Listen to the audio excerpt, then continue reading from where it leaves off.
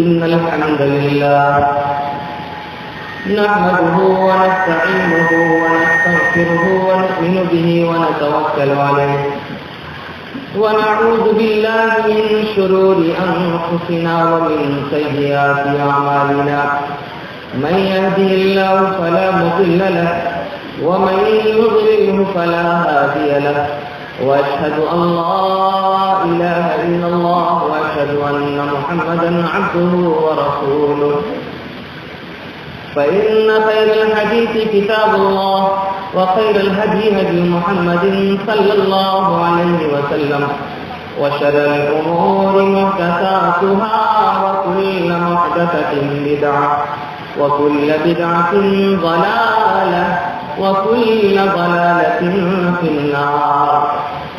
أعوذ بالله من الشيطان الرجيم. بسم الله الرحمن الرحيم. إن الذين قالوا ربنا الله ثم استقاموا تتنزل عليهم الملائكة ولا تخافوا ولا تحزنوا وابشروا بالجنة التي كنتم توعدون. رب اشرح لي صدري ويسر لي أمري واحلل عقدة من لساني يفقهوا قولي. رب اشرح لي صدري ويسر لي أمري واحلل عقدة من لساني يفقهوا قولي. رب زدني علما. سبحانك لا علم لنا إلا ما علمتنا إنك أنت العليم الحكيم. دل سے نفرت کو مٹانے کی قسم کھائی ہے. دل سے نفرت کو مٹانے کی قسم کھائی ہے. پیار کی شمع جلانے کی قسم کھائی ہے. مجھ کو سولی پہ چڑھا دو یا مجھے قتل کرو. مجھ کو سولی پہ چڑھا دو یا مجھے قتل کرو. میں نے حق بات سنانے کی قسم کھائی ہے. میں نے حق بات سنانے کی قسم کھائی ہے. دل سے نفرت کو مٹانے کی قسم کھائی ہے. تمام حقوق کی تعریف و توحید بزرگی بڑائی کبریائی حمد و ثنا تحمید و تقدیر اس رب العالمین خالق کائنات مالک ارض و سماوات کے لیے ہے جس نے پوری کائنات کو پیدا کیا. بعد بے شمار درود و سلام نازل ہو اللہ کے حبیب ماہر طبیب خاتم النبیین سید المرسلین جناب محمد رسول اللہ صلی اللہ علیہ وسلم پر جنہیں رب العزت نے پوری کائنات کے لیے سراپا آئیڈیل نمونہ اور آدرش بنا کر کے بھیجا. حضرات گرامی، قابل مبارکباد ہے وہ حضرات جنہوں نے یہ خوبصورت سا پروگرام کرایا ہے اور اپنے ایمانی جذبے کا ثبوت پیش کرتے ہوئے رات کے اس وقت میں جب آدمی آرام کر رہا ہوتا ہے آپ جلسے میں موجود ہیں. یہ آپ کی موجودگی اس بات کا پتہ دے رہی ہے کہ جو لوگ یہاں پر بیٹھے ہوئے ہیں الحمدللہ مسلم سماج کے وہ باشعور سمجھدار حساس اور سینسیٹیو لوگ ہیں جنہیں یہ احساس ہوتا ہے کہ بھائی آج کی مصروف ترین زندگی میں، بھاگتی دوڑتی دنیا میں ساری چیزیں تو ہوتی ہیں، ہر آدمی اپنی اپنی ضرورت کے لیے تگ و دو کر رہا ہے۔ دنیا کے حصول میں، دنیا کو پانے کے لیے، بال بچوں کی تعلیم و تربیت کے لیے ہر انسان پوچھا ہے، لیکن اپنی تربیت کے بارے میں انسان کم غور کرتا ہے۔ تو اگر ہم یہ کہیں کہ کانفرنس اور اس طرح کے دینی جلسے ہمارے اسلام کی ایک صورت ہے، اس کے ذریعے تھوڑی دیر کے لیے ہم یہ جانتے ہیں کہ ہمیں زندگی میں کیا کرنا چاہیے، کیا نہیں کرنا چاہیے، کیا حلال ہے، کیا حرام ہے، کیا جائز ہے، کیا ناجائز ہے۔ اور سچی بات یہ ہے کہ بظاہر تو ایسا معلوم ہوتا ہے کہ ہم بیٹھے، ہم نے تقریر سنی، لیکن میرے دوستو، یہ جو علماء کرام کی جماعت آپ کے بیچ آتی ہے، یہ جو لوگ آتے ہیں، سب سے پہلے تو میں اس بغل کی مسجد کے لائق و فائق امام فضیلت الشیخ حبیب اللہ سیدی حفیظ اللہ وتعالى کا بھی میں مشکور ہوں اور مبارکباد پیش کرنا چاہتا ہوں کہ آپ نے کوشش محنت کر کے یہ خوبصورت سا پروگرام لوگوں کے تعاون سے کرایا، اور میں اپنی بے پناہ مصروفیات کے باوجود ان کا حکم ہوا، گزارش کی، آپ کے بیچ حاضر آیا۔ ورنہ سچی بات یہ ہے کہ زندگی کی بہت ساری مصروفیات ہیں جو بعض دفعہ انسان کو روکے رکھتی ہیں، لیکن اس کے باوجود بڑی عجلت میں آپ کے بیچ آنے کا موقع فراہم ہوا۔ اور پھر یہ ہے کہ میری نگاہ نے جب اپنی جماعت کے ایک انتہائی مستند، باوقار اور جید عالم دین فضیلت الشیخ عبد المنان مدنی حفظہ اللہ وتعالى کو جب میری نگاہوں نے دیکھا تو مجھے یہ محسوس ہوا کہ میرا آنا بیکار ثابت نہیں ہوا، اس لیے کہ جس زمانے میں ہم لوگ طالب علم تھے، جامعہ ابن تیمیہ کے اندر شیخ ایک باوقار استاد کی حیثیت سے شیخ وہاں پر مسند تدریس کے فائز تھے، اور سینکڑوں مجھ جیسے طلباء کو، مجھ جیسے علماء کو انہوں نے پیدا کیا اپنی کوششوں اور محنتوں سے۔ ایک طویل عرصے کے بعد شیخ سے براہ راست ملاقات کا موقع ملا، یہ میری خوش بختی ہے، اور میں دعا بھی چاہتا ہوں کہ ایسے علماء فضلا، ہمارے جید علماء دین، جنہیں ہم کہیں پہ بھی بنیاد بنا کر کے جب بات آتی ہے جماعت کے وقار، جماعت کے تحفظ کی، تو ہم مضبوطی کے ساتھ ہم اپنی بات رکھ پاتے ہیں۔ اللہ تبارک و تعالیٰ جماعت پر، قوم اور ملت پر ان کا سایہ تا دیر باقی رکھے، یہ میری دعا ہے۔ ورنہ سچی بات یہ ہے کہ دھیرے دھیرے ایک خلا سا پیدا ہو رہا ہے، کوئی ایک بڑی شخصیت دنیا سے جاتی ہے تو دھڑکنیں تیز ہو جاتی ہیں۔ خیر، سبھی لوگوں کے شکریہ کے ساتھ میں آپ کے بیچ حاضر ہوں تو ضرور کوئی نہ کوئی بات کرنا چاہوں گا۔ اس وقت اگر آپ دیکھیں ملک کی موجودہ صورتحال یا پھر عالمی سطح پر جو اتار چڑھاؤ ہے، جس طریقے سے پوری دنیا مسلمانوں کو ٹارگیٹ کرنے کے لیے ہماری تہذیب اور ثقافت سے کھیلنے کے لیے، ہمارے رکھ رکھاؤ پہ ڈاکہ ڈالنے کے لیے، ہمارے کلچر کو بلیک میل کرنے کے لیے پاگل کی طرح گھوم رہی ہے، دنیا کی کسی بھی دوسری قوم کو، کسی بھی سمودائے، کسی بھی دھرم کے ماننے والے، کسی بھی مذہب کے پیروکار سے کوئی تکلیف نہیں۔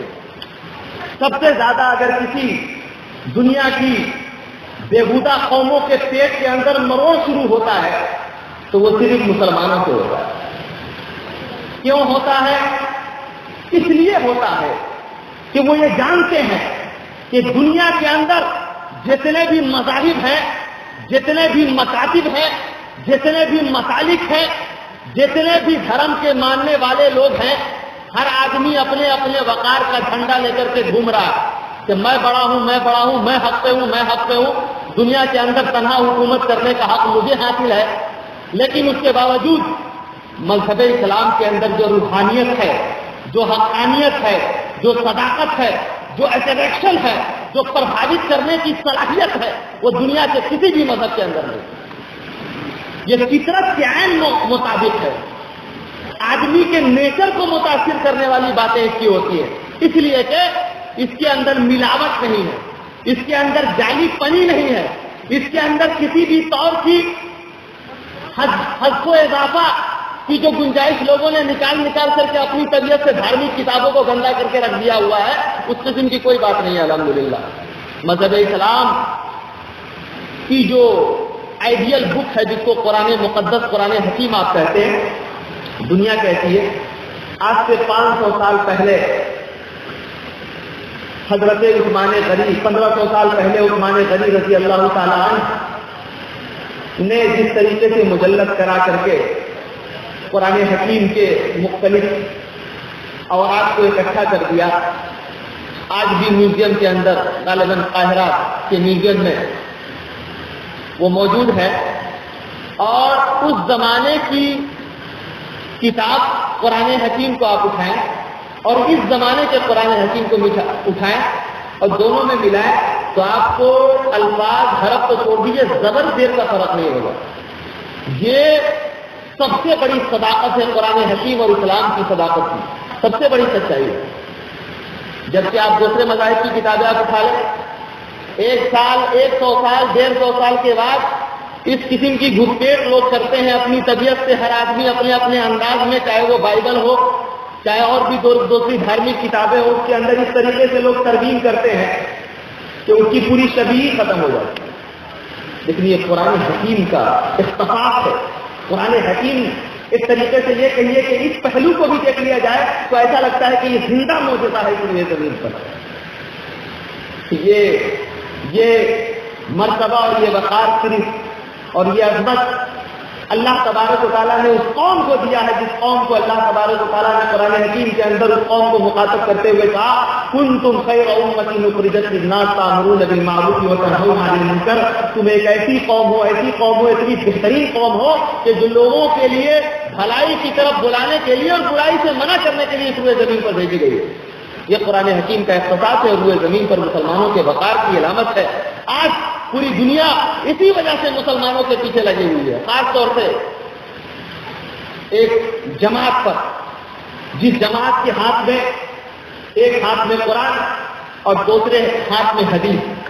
جو جماعت ہمیشہ جب بھی کوئی بات ہوتی ہے کہا جاتا ہے کہ چیلنج کون آدمی کرتا ہے دنیا کے اندر، جس کی مشین کے اندر، جس کے سامان کے اندر ملاوٹ نہیں ہوتی. جو آدمی اوریجنل چیز پیش کرے گا، ارے سینہ پہ آدمی تال کب ٹھوکتا ہے جب اس کے سینے کے اندر مضبوطی ہوتی ہے. کمزور سینے پہ کہیں آدمی ہاتھ مارے گا، اس کے سینے کی ہڈیاں چرمرا نہیں جائیں گی.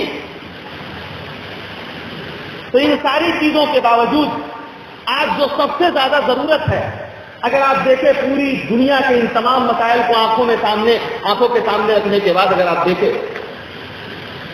باہر کی قومیں تو آپ چھوڑ دیجئے، ہندوستان کے اندر، اس ملک کے اندر بعض ایسی فرقہ پرست طاقتیں ہیں جن کو ایسا لگتا ہے کہ ایک ہی سمٹم کا انجیکشن سبھی لوگوں کے اندر لگا دیا گیا کہ تم کو کام صرف مسلمانوں کے خلاف کرنا. لیکن اللہ اکبر، اسلام اور مسلمان اس نازک پودے کی طرح نہیں ہے جو ہوا کا ایک جھونکا اس کو چہرا کر دیتا ہے. مسلمان اس چٹان کی مانند ہے جس کو وقت کے بڑے بڑے فرعون اور بڑی مضبوط آندھیوں نے بھی اس کی صحت پر کوئی اثر نہیں ڈالا. یہ مسلمان قوم ہے. آج سب سے زیادہ جس چیز کی ضرورت ہے مسلمانوں کو، وہ میں نے اسی مناسبت سے قرآن حکیم کی آیت کا انتخاب کیا. آئیے اس آیت کریمہ کو دیکھ لیتے ہیں. ان الذين قالوا ربنا الله ثم استقاموا تتنزل عليهم الملائكة الا تخافوا ولا تحزنوا وابشروا بالجنة التي كنتم توعدون.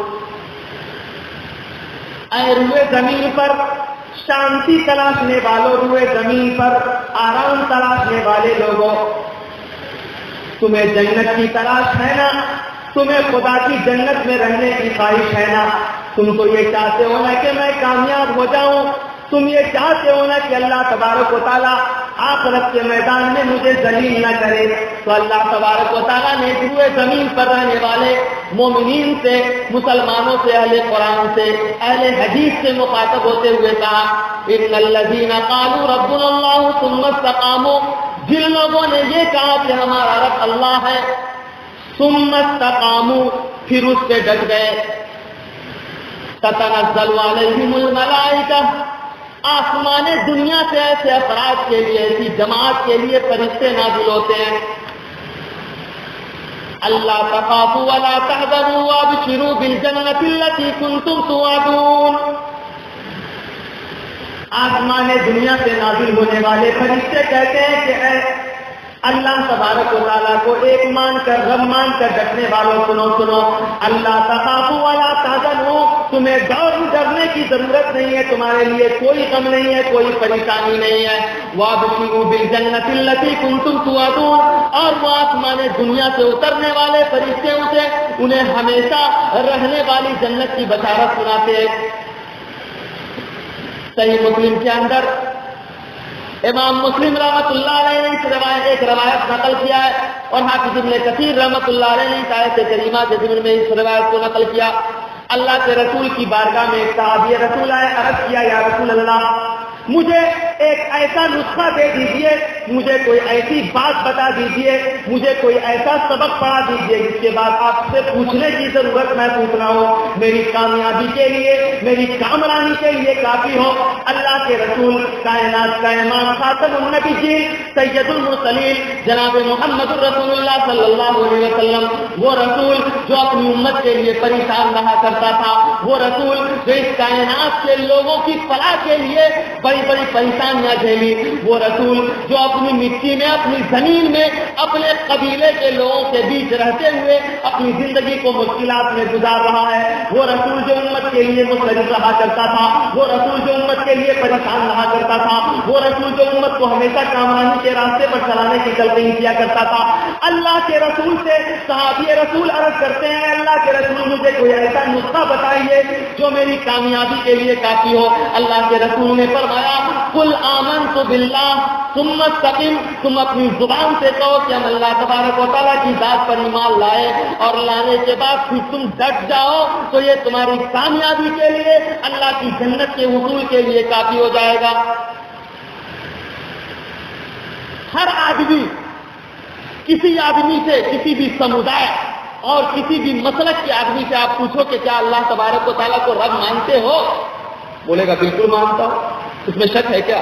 ہر آدمی رب مانتا ہے، لیکن اگلا پوائنٹ جو ہے ثم استقاموا کا فلسفہ، یہ بڑا عجیب و غریب ہے۔ ہماری زندگی میں ہر آدمی اللہ تبارک و تعالیٰ کو ایک مان رہا ہے، ہر آدمی کہہ رہا ہے کہ میں نے اللہ تبارک و تعالیٰ کو ایک مانا، گھر کے دوسرے ایام، دوسرے اوقات میں وہ شراب کی بھٹیوں میں بیٹھ کر شراب کی بوتلیں توڑ رہا ہو، گھر کے وہ دوسرے اوقات میں سڑک پہ کھڑے ہو کر کسی کی ماں بہن پر غلط قسم کے فقرے کس رہا ہو، گھر کے وہ خارجی اوقات میں اسلام کی دھجیاں اڑا رہا ہو، گھر کے وہ خارجی اوقات میں دوسروں کی عزت و ناموس سے کھیلنے کی کوشش کر رہا ہو، گھر سے وہ خارجی اوقات میں دوسروں کی جائیداد کو ہڑپ کرنے کی کوشش کر رہا ہو، گھر کے وہ دوسرے اوقات میں وہ دوسرے لوگوں کے گھروں پر ڈاکہ ڈالنے کی کوشش کر رہا ہو، گھر کے وہ دوسرے حالات میں کسی سے زبان لڑاتے ہوئے بدزبانی کر رہا ہو، گھر کے وہ دوسرے حالات میں اسلام کی جو سچی تعلیمات ہے اس کو وہ اپنے عمل سے پیروں تلے روک رہا ہو، لیکن اس کے باوجود بھی کہتا ہے اللہ کو مانتے، اللہ کو رب مانتے۔ اتنا آسان ہے؟ یہ شہادت کہے الفت میں قدم رکھنا ہے، یہ شہادت کہے الفت میں قدم رکھنا ہے۔ لوگ آسان سمجھتے ہیں مسلمان ہونا، آسان ہے کیا؟ نماز کا وقت آتا ہے، ہر نماز کے لیے کھڑے ہوتے ہو، سب سے پہلی سورت کی تلاوت کرتے ہو، اہدنا الصراط المستقیم صراط الذین انعمت علیہم غیر المغضوب علیہم ولا الضالین۔ اے مالک کون و مکائے کائنات کا پالنہار، مجھے سیدھے راستے پر چلا، صراط الذین انعمت علیہم، ان لوگوں کے راستے پر جس پر تیرا انعام ہے۔ اہدنا الصراط المستقیم، صرف زبان سے کوئی ایسی بات نہیں ہے کہ کوئی منتر ہے، کوئی اشلوک ہے، یا کوئی بائبل کا کوئی کوٹیشن ہے، کوئی جملہ ہے، یا کسی بھی گرامر کا کوئی اقتباس ہے۔ قرآن حکیم کی اس آیت کو اگر آپ اپنی زبان سے نکال رہے ہیں تو آپ کو یہ نہیں بھولنا چاہیے کہ آپ اللہ تبارک و تعالیٰ سے سیدھے راستے پر چلنے کی دعا کر رہے ہیں۔ سیدھے راستے پر چلنا اتنا آسان ہے کیا؟ اس روئے زمین پر جس ہدایت کی دعا کر رہے ہیں، ایک مسلمان کے لیے اس ہدایت کی روشنی سے بڑی روشنی کوئی نہیں ہو سکتی، اس دولت سے بڑی دولت کوئی ہو نہیں سکتی۔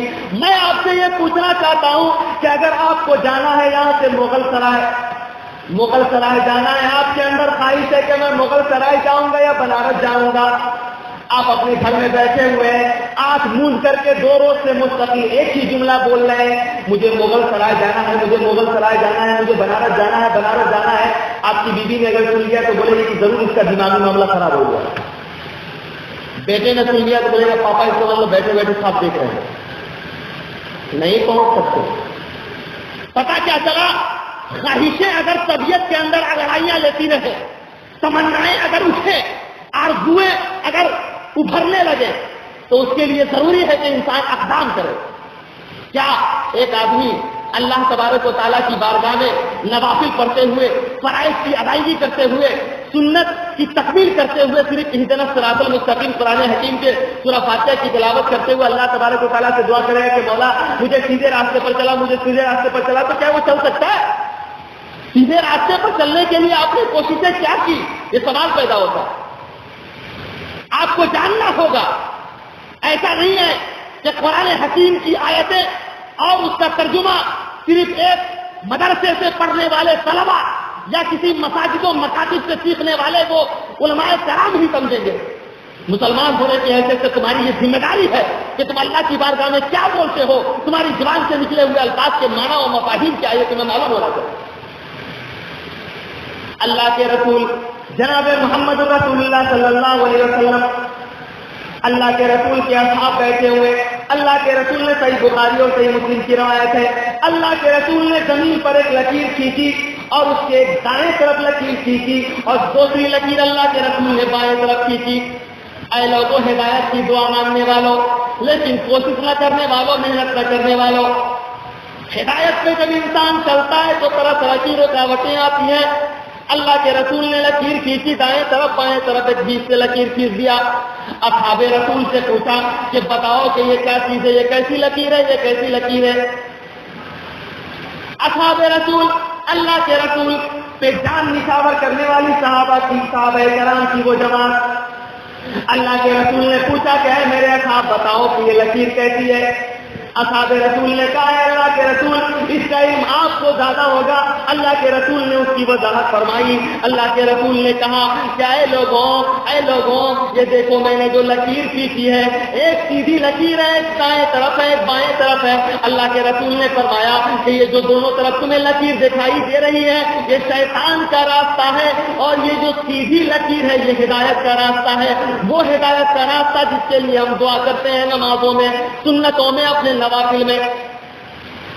پتہ یہ چلا کہ جب آدمی سیدھے راستے پر چلتا ہے، جب اللہ کے راستے پر چلتا ہے، جب حق کے راستے چلتا ہے، جب قرآن کے راستے پر چلتا ہے، جب اسلام کے راستے پر چلتا ہے، جب اسلاف کرام کے بتائے ہوئے اصول اور ضوابط پہ چلنے کی کوشش کرتا ہے، تو دائیں سے بھی شیطان رکاوٹ ڈالتا ہے، بائیں سے بھی شیطان رکاوٹ ڈالتا ہے۔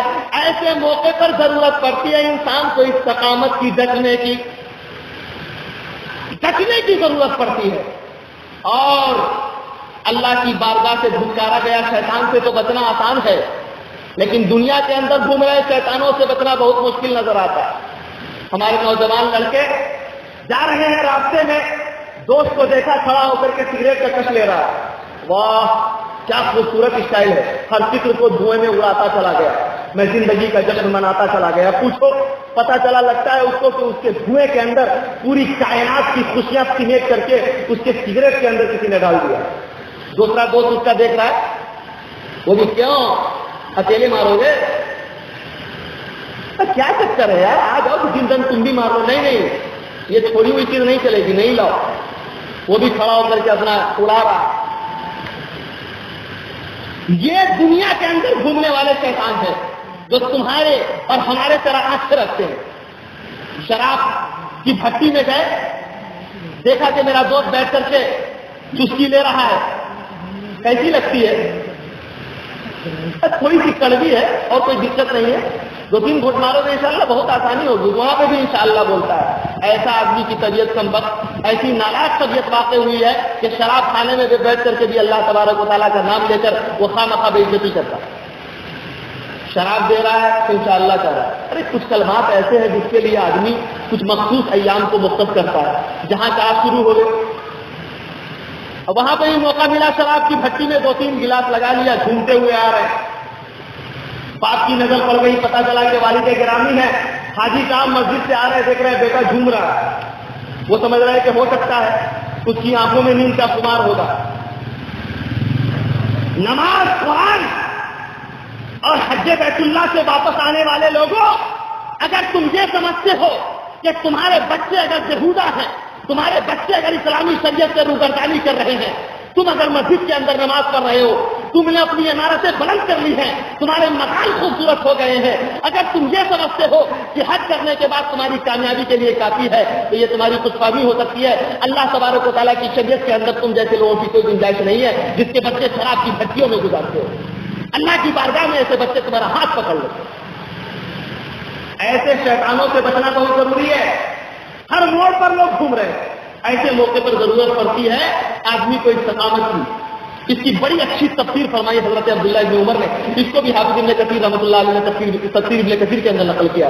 حافظ ابن کثیر رحمۃ اللہ علیہ نے استقامت کا مفہوم بیان کرتے ہوئے کہا کہ اس آیت کریمہ کا مفہوم یہ ہے، عبداللہ ابن عمر کی روایت سے، کہ اس آیت کریمہ کا ان الذین قالوا ربنا اللہ ثم استقاموا، اس آیت کریمہ کا مفہوم یہ ہے کہ آدمی اللہ تبارک و تعالیٰ کو ایک ماننے کے بعد، رب ماننے کے بعد دائیں بائیں تاک جھانک نہ کرے، تاک جھانک نہ کرے. یہی تو ہوتا ہے. اگر کسی آدمی سے پوچھو کہ تم اللہ تبارک و تعالیٰ کی ذات کو ایک مانتے ہو، وہ کہے گا بالکل مانتا ہوں. پارٹ ٹائم میں کیا کرتے ہو؟ تو پتا چلا کہ حضرت قبروں پہ بھی جا کے حاضری دے رہے ہیں، مزاروں پہ بھی گھوم رہے ہیں، خانقاہوں میں بھی گھوم رہے ہیں، بزرگوں کی غلط قسم کی دعائیں بھی لے رہے ہیں جس کا کوئی تعلق نہیں ہے، تعویذ بھی باندھ رہے ہیں، ڈنڈا بھی باندھ رہے ہیں. اور ہائرے آج کا نوجوان سمجھدار باشعور دوسروں کی نقل میں، ہیرو کی نقل میں، ماڈلوں کی نقل میں یہ بھول گیا ہے کہ اس کی پیدائش جس خاندان کے اندر ہوئی ہے، اس کی ولادت جس خاندان اور جس زمین اور جس مٹی اور جس مکان میں ہوئی ہے، اس کے ماننے والے کون لوگ تھے. حد تو یہ ہے کہ ہمارے نوجوان دوسروں کی نقل کرنے میں حال یہ ہے کہ اپنے کان کو بھی چھدوا لیتے ہیں.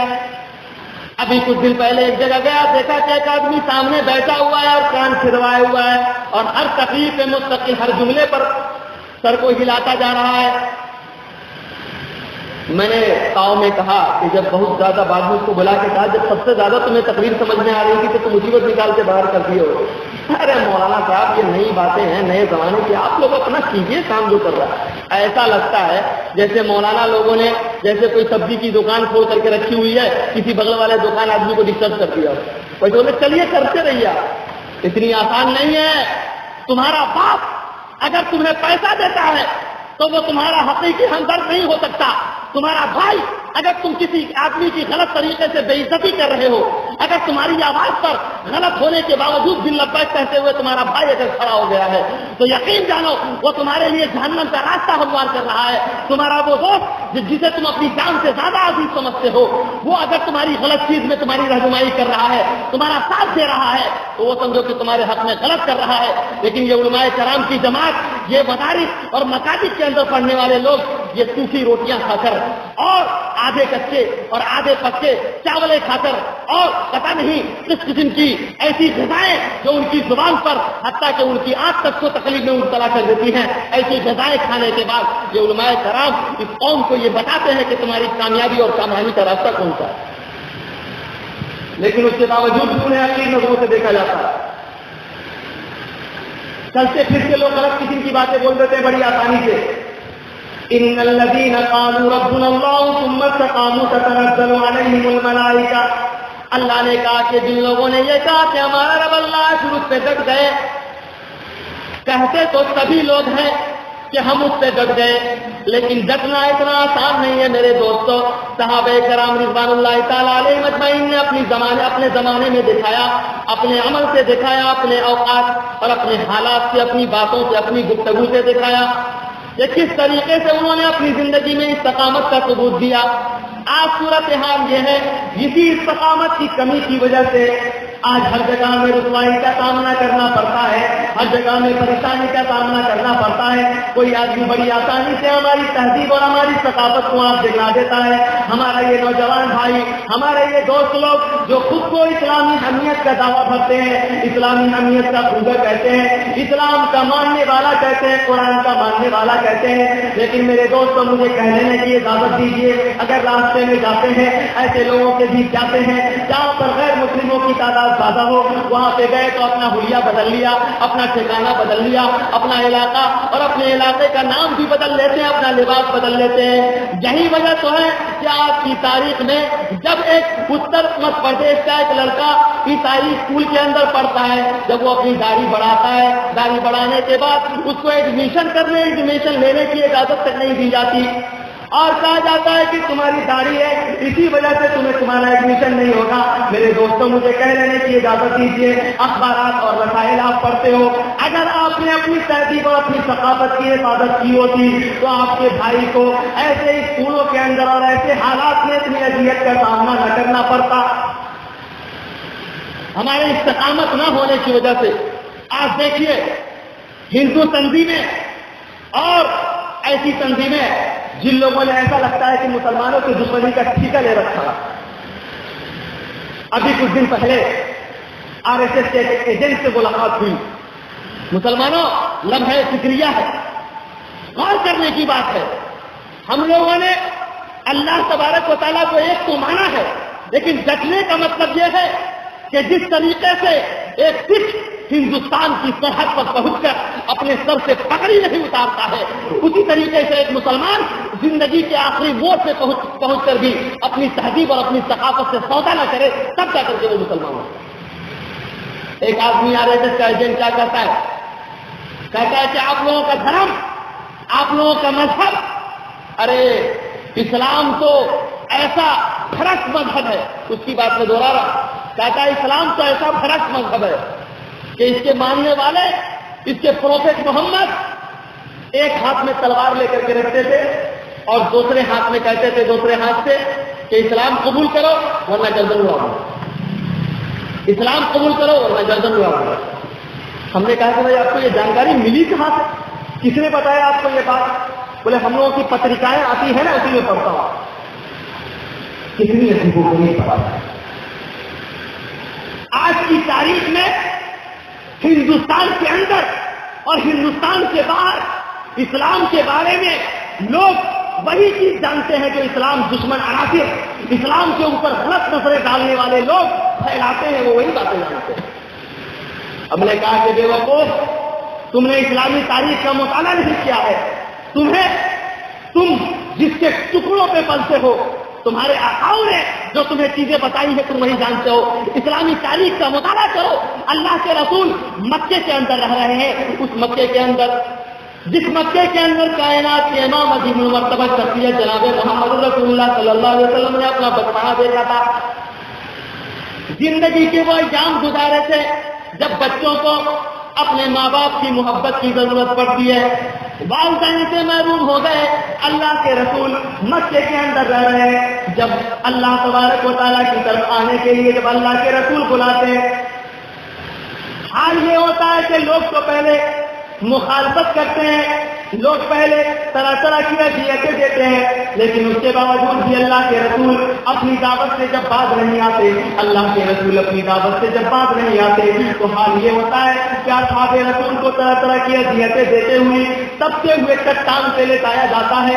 بلال حبشی کا واقعہ پڑھ لو، آپ پڑھ لو گے آپ کی آنکھوں سے آنسو جاری ہو جائیں گے، پورے جسم کا رونگٹا کھڑا ہو جائے گا۔ بلال حبشی رضی اللہ تعالیٰ عنہ کو اتنی اذیتیں دی جاتی تھی کہ آسمان کا کلیجہ کٹ ہو جائے۔ اللہ کے رسول اسی مکے کی سرزمین سے ہے، اللہ کے رسول اسی سرزمین پہ ہے، اتنی تکلیفیں اور اذیتیں دی جا رہی ہیں۔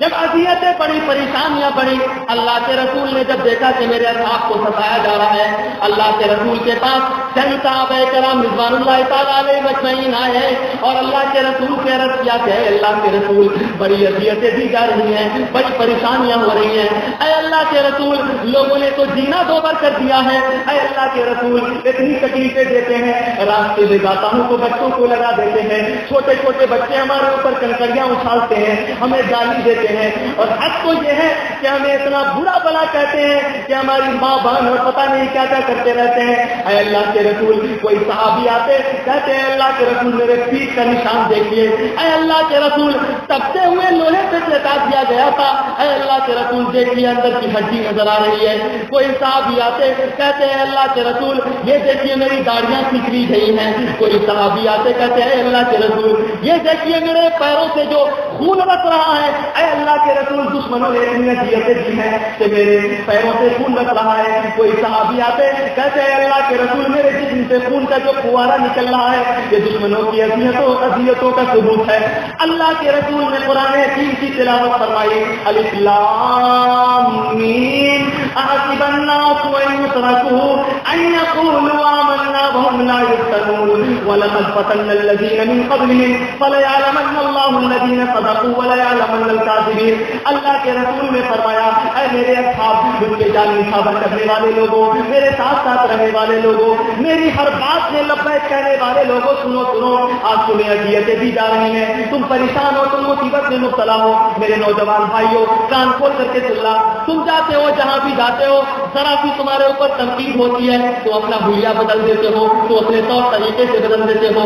اللہ کے رسول کے پاس بھی اصحاب رسول آئے تھے، عرض کیا کہ اللہ کے رسول بڑی اذیتیں دی جا رہی ہیں۔ اللہ کے رسول نے قرآن حکیم کی آیت کی تلاوت کی اور فرمایا اللہ کے رسول نے کہ میرے دوستوں مجھ پہ جان نثار کرنے والے لوگوں یہ تو کچھ نہیں ہے، پچھلی قوموں کی تاریخ بتاتی ہے کہ جب ان لوگوں نے لوگوں کو اللہ کی دعوت کی طرف بلایا، ایک اللہ کو ماننے کی طرف بلایا، ایک اللہ کو رب ماننے کی طرف بلایا، تو لوگوں نے صرف اذیتیں نہیں دی بلکہ لوہے کی کنگھیاں انہیں ان کے سروں پہ پھیر دی جاتی تھی جس سے ان کی کھوپڑیاں نظر آنے لگتی تھی۔ آگے اللہ کے رسول نے قرآن حکیم کی یہ تلاوت فرمائی، آسب الناس ان يتركوا ان يقولوا آمنا وهم لا يفتنون ولقد فتنا الذين من قبلهم فليعلمن الله الذين صدقوا وليعلمن الكاذبين۔ کیا لوگوں نے یہ گمان کر رکھا ہے، کیا لوگوں نے یہ سوچ رکھا ہے، جن لوگوں نے یہ سوچا ہے کہ ہم ایمان لے آئے، ہم نے اللہ تبارک و تعالیٰ کو ایک مان لیا، اللہ کی ذات کو ایک مان لیا، اللہ تبارک و تعالیٰ فرماتا ہے کیا لوگوں نے یہ گمان کر رکھا ہے کہ اللہ کو ایک ماننے کے بعد یوں ہی چھوڑ دیے جائیں گے؟ ایسا نہیں ہے، بلکہ اللہ تبارک و تعالیٰ آزمائے گا، اذیتیں دے کر، پریشانیوں میں مبتلا کر کے، کبھی آپ کے روزگار میں مسائل پیدا ہوں گے، کبھی خاندانی زندگی میں مسائل پیدا ہوں گے، کہ کبھی تم حق کی آواز کو لے کر کے آگے بڑھو گے، لوگ طرح طرح کے روڑے ڈالیں گے، پریشانیوں میں مبتلا کریں گے، تمہارے راستے میں حائل ہوں گے۔ اللہ تبارک و تعالیٰ فرماتا ہے وَلَقَدْ فَتَنَّا الَّذِينَ مِن قَبْلِهِمْ فَلَيَعْلَمَنَّ اللَّهُ الَّذِينَ صَدَقُوا وَلَيَعْلَمَنَّ الْكَاذِبِينَ۔ اللہ تبارک و تعالیٰ جب آزماتا ہے، جب پریشانیوں میں مبتلا کرتا ہے تو اللہ تبارک و تعالیٰ دراصل یہ دیکھنا چاہتا ہے کہ لوگوں میں سچا کون ہے اور جھوٹا کون ہے۔ جو سچا ہوگا وہ اللہ کے راستے سے ہٹے گا نہیں، جو سچا ہوگا وہ اللہ کے راستے سے پھرے گا نہیں، اور جو جھوٹا ہوگا وہ اللہ کے راستے سے پھر جائے گا۔ استقامت کی راہ اتنی آسان نہیں ہے۔ اللہ کے رسول ایک مرتبہ بیٹھے ہوئے اپنے اصحاب سے فرما رہے ہیں کہ میرے اصحاب سنو، ایک ایسی بھی قوم گزری ہے، دو لوگ تھے اللہ کے ماننے والے لوگ تھے، صحیح مسلم کے اندر اس روایت کو نقل کیا امام مسلم رحمۃ اللہ علیہ نے. اللہ کے رسول نے فرمایا کہ دو لوگ تھے. جانتے ہو کہ ایک آدمی مکھی کی وجہ سے دوزخ میں ڈال دیا گیا اور ایک آدمی مکھی کی وجہ سے جنت میں ڈال دیا گیا. صحابہ کرام نے حیرت سے پوچھا اللہ کے رسول مکھی کی وجہ سے ایک آدمی جنت میں اور ایک آدمی دوزخ میں؟ یہ تو بڑی عجیب بات ہے، چھوٹی سی مخلوق اور اس کی وجہ سے آدمی دوزخ میں چلا گیا جنت میں.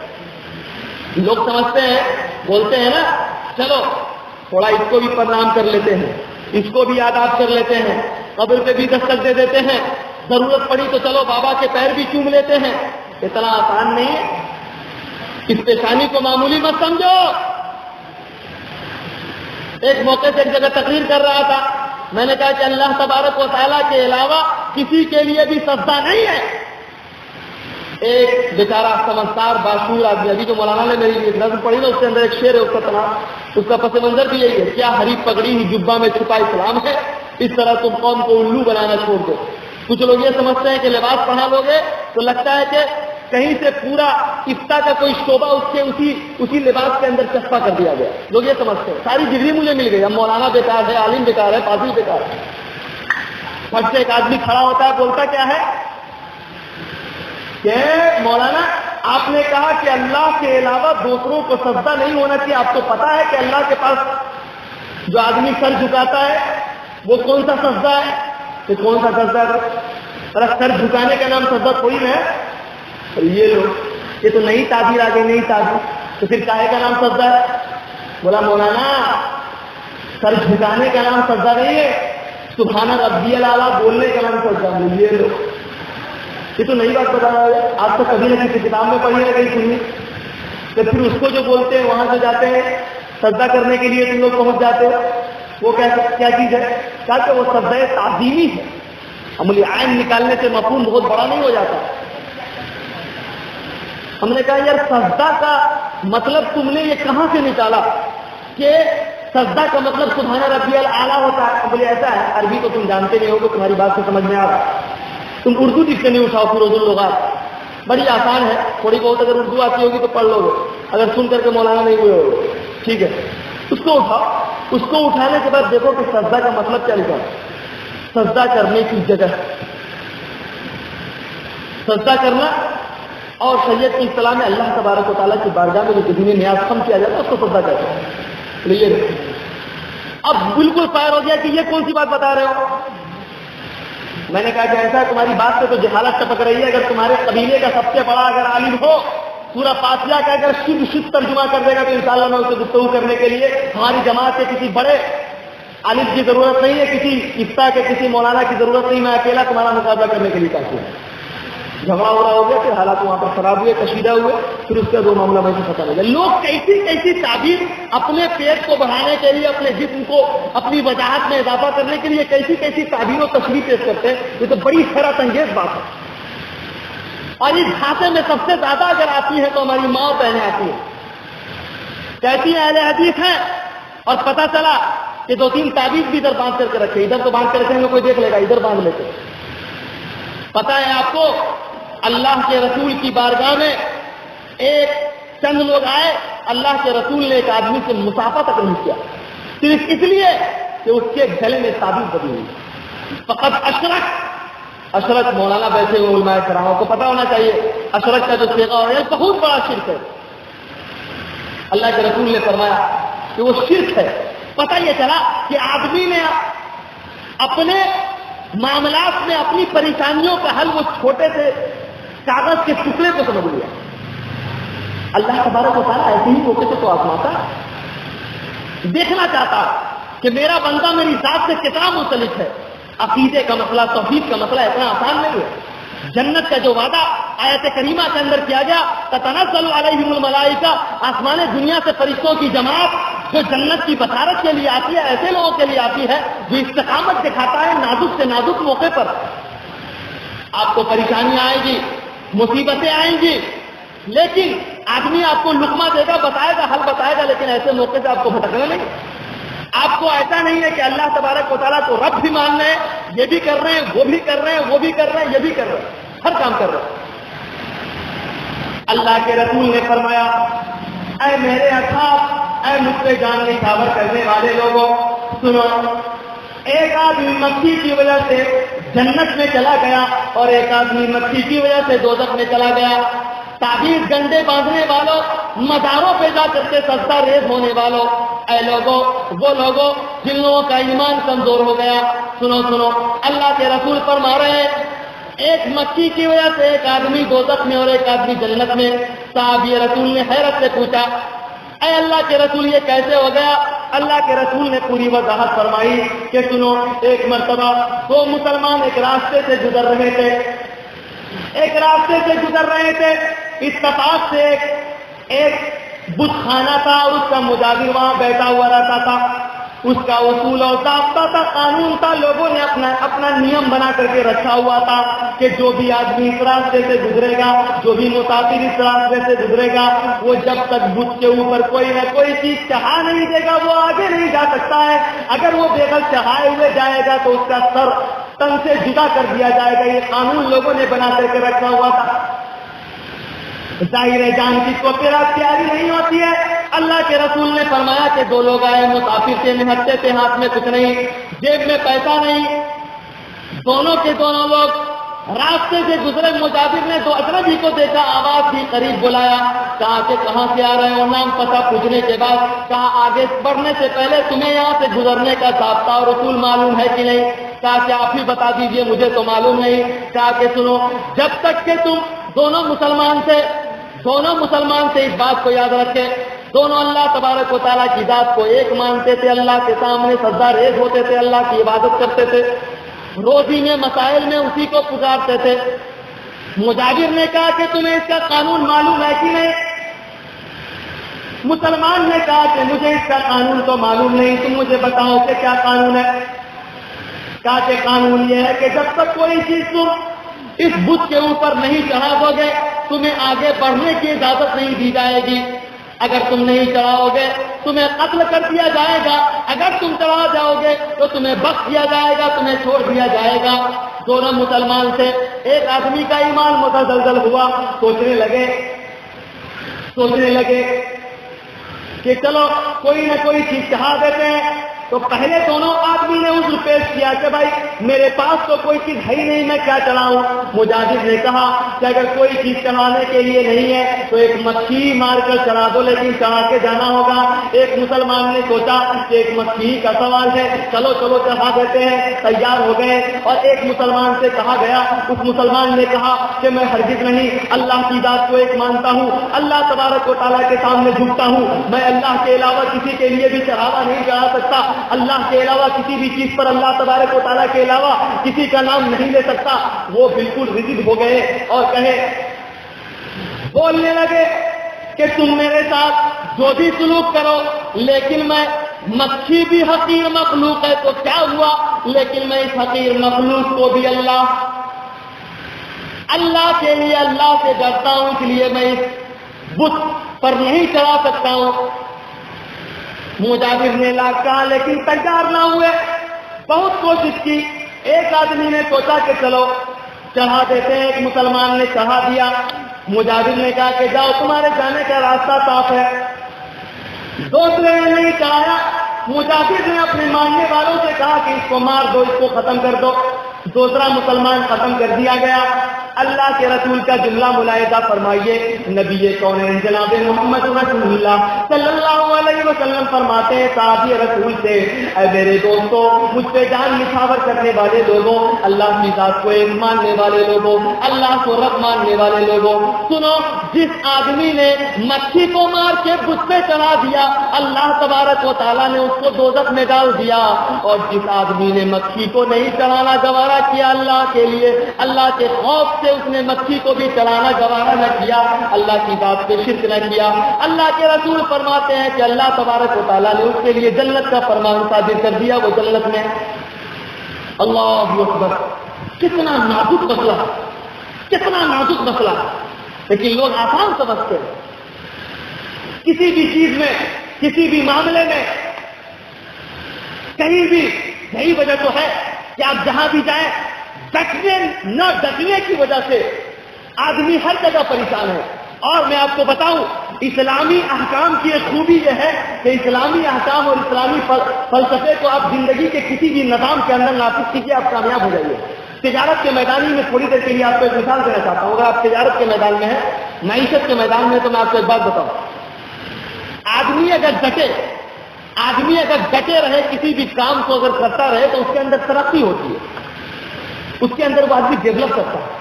میں ایک ایسے آدمی کو بھی جانتا ہوں جو چائے، تقریباً پٹنہ کے اندر ایک آدمی کو میں جانتا ہوں جو 25 سال سے صرف چائے کی دکان چلاتا ہے۔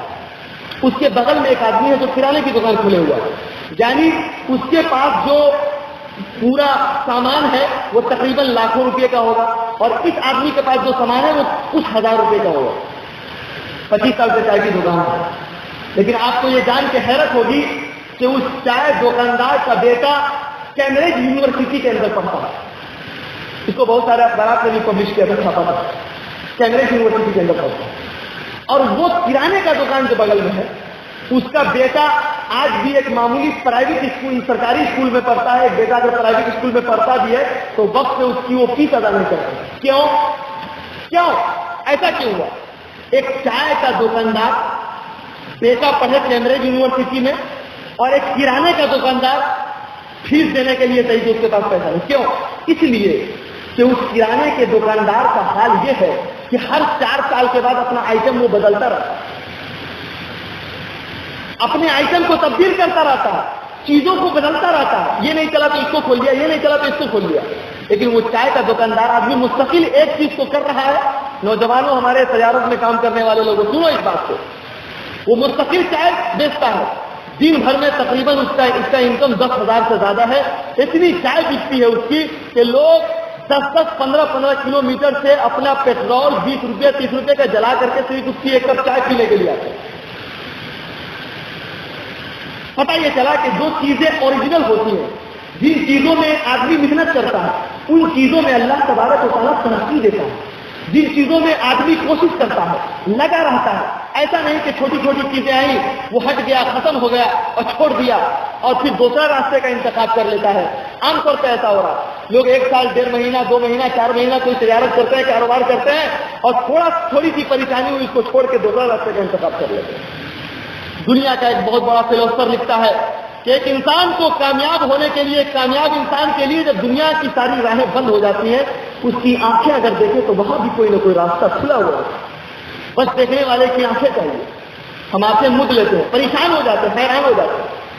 تو پتہ یہ چلا کہ استقامت کا یہ فلسفہ جہاں عقیدے کے مسئلے میں آپ کو اللہ کی بارگاہ میں کامیاب اور کامران کے لیے کافی ہے، اسی طریقے سے انسانی زندگی میں بھی اگر آپ اس کو نافذ کرتے ہیں تو آپ زندگی کے کسی بھی میدان میں کامیاب ہو سکتے ہیں۔ ان الذين قالوا ربنا الله ثم استقاموا تتنزل عليهم الملائكه الا تخافوا ولا تحزنوا وابشروا بالجنه التي كنتم توعدون۔ اے لوگوں، جن لوگوں نے یہ کہا کہ ہم اللہ تبارک و تعالیٰ کی ذات کو ایک مانتے ہیں، پھر اس پہ جم گئے، جت گئے، اللہ کی جنت ایسے لوگوں کے لیے۔ میرے دوستوں، زندگی کی سانسیں طے کرنے والے لوگوں، راستے میں جانے والے لوگوں، سڑکوں پہ گزارنے والے لوگوں، بہت سے ایسے مسائل پیش آتے ہیں، بہت ساری ایسی پریشانیاں آتی ہیں جہاں پہ اللہ تبارک و تعالیٰ آپ سے ڈٹنے کا مطالبہ کرتا ہے۔ اللہ تبارک و تعالیٰ آپ سے چاہتا ہے کہ میرا بندہ، جس کو میں نے اتنی ساری نعمتوں سے نوازا ہے، جس کو میں نے ساری تکلیفیں اور ساری پریشانیوں کے بیچ سے میں نے نکالا ہے، میرا بندہ مجھے ایک ماننے کے بعد اس پہ ڈٹا رہے، جمع رہے، تب اللہ تبارک و تعالیٰ کی نگاہوں میں وہ بندہ خاص ہوتا ہے، تب وہ اللہ تبارک و تعالیٰ کی بارگاہ میں وہ بندہ منفرد ہوتا ہے۔ جانتے ہیں، جب ایک آدمی اللہ تبارک و تعالیٰ کی ذات کو ایک مان لیتا ہے، اللہ تبارک و تعالیٰ کی ذات پہ جمتا ہے، تب اس کے اندر کیسا کس قسم کی طاقت اس کے اندر پیدا ہوتی ہے، کس قسم کے اسپرٹ پیدا ہوتے ہیں۔ حضرت خبیب بن عدی رضی اللہ تعالیٰ عنہ مشہور صاحب یہ رسول ہے، امام بخاری نے کتاب المغازی کے اندر پوری روایت کو نقل کیا۔ جب ان کو تختہ دار پہ لٹایا جا رہا تھا، حضرت خبیب بن عدی رضی اللہ تعالیٰ عنہ، موت سامنے کھڑی ہے، اور اتنی ہیبتناک موت کہ حضرت سعید بن عامر رضی اللہ تعالیٰ عنہ مشہور صحابی رسول، حضرت عمر کی خلافت کے زمانے میں سعید بن عامر کو حضرت عمر نے حمق کا گورنر مقرر کیا۔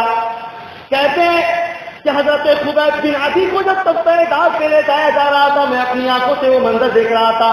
برسوں بعد جب وہ منظر اتنا ہیبت ناک تھا, میرے دوستوں کے سعید بن عامر جب بھی یاد کرتے تھے, جب بھی اس منظر کو یاد کرتے تھے, سعید بن عامر کی حالت یہ ہوتی تھی کہ غش کھا کر کے گر جایا کرتے تھے, بے ہوش ہو جایا کرتے تھے. لوگوں نے حضرت سعید بن عامر کی شکایت کی حضرت عمر کی بارگاہ میں کہ آپ نے ایسا گورنر مقرر کیا ہے جو بیٹھے بیٹھے بے ہوش ہو جاتا ہے. وجہ جاننے کی کوشش کی. حضرت عمر نے تو سعید بن عامر نے اپنی آنکھوں میں آنسو بھرتے ہوئے کہا کہ اے سعید بن اے حضرت عمر, میری آنکھوں نے اس اللہ کے رسول پہ نچھاور کرنے والی, جان نچھاور کرنے والی اس ہستی کو میری آنکھوں نے دیکھا ہے جس کو مشرکوں نے, جس کو دشمنوں نے ایسی اذیت سزا دی. جو منظر آج بھی میری آنکھوں کے سامنے گھومتا ہے تو میں غش کھا کر کے گر جاتا ہوں. حضرت عمر کو تختہ داغ پہ لٹایا جا رہا. حضرت خبیب بن عدی کو لوگوں نے تختہ داغ پر کھڑا کر دیا ہے اور حال یہ ہے کہ پوچھا جا رہا ہے کہ آپ بتائیں آپ کی خواہش کیا ہے. حضرت خبیب بن عدی کہتے ہیں کہ 2 رکعت نماز پڑھ لینے کی اجازت دو. اور حضرت خبیب بن عدی کے وہ الفاظ, وہ اشعار, وہ فصاحت و بلاغت میں ڈوبے ہوئے الفاظ آج بھی مورخین نے رحمت اللہ علیہ کے اندر قاضی سلیمان منصور پوری رحمت اللہ علیہ نے اس پورے شعر کو نقل کیا. حضرت خبیب بن عدی تخت داغ سے ہیں.